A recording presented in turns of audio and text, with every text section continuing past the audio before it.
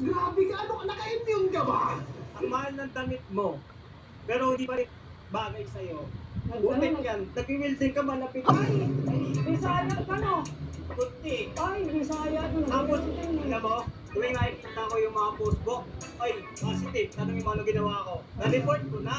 Airport na yung mga po. Ano, gutom na kami.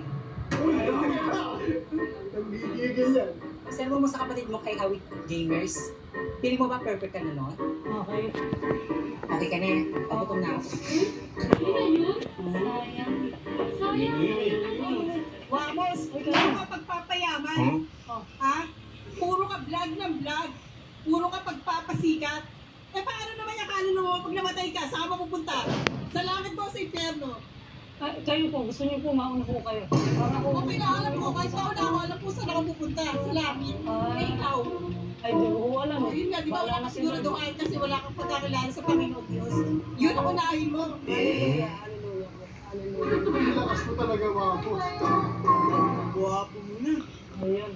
Dati ko, pinagmastang ka. Mula ulo hanggang paa. Mukha kang paa. Ay, sumisente, no? Okay. Saan ba si Shrek? Makikita natin lahat na sobrang kalmado ng heart rate ni Ramos dahil talagang nalalaro at nababalansin niya yung emosyon niya. Pero this time, dito na si Ramos masusubukan. Ang inang mo yan, Ramos. Paligat ka sa sa FB ko, bibigay ka 10,000. Tapos wala ka pala, ukal. Ako mag-chat ako? Oo, bakit hindi? Saan ako mag-chat? Sa account ko. Sa account mo? Sige, baka pwede ko makita yung chat ko. Ang dami account yun. Na-scam siya. Ako yung... Talaga ba? Talaga ba? Talaga ba? Ngayon mismo, bibigyan kita ng 10,000. Ikakalpas ko rito, kuha ko 10,000. Wala, ang ganyan, Ibibigay ko Ramos. sa'yo. Totoo Ipakita ba? mo sa akin. Totoo ba? Pakita mo muna Sige sa nga. akin.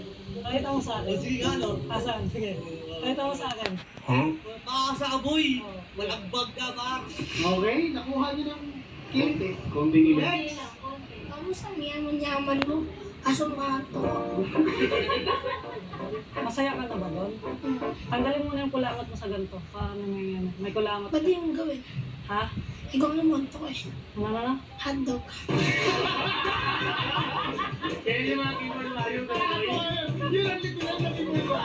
Ano? Hotdog.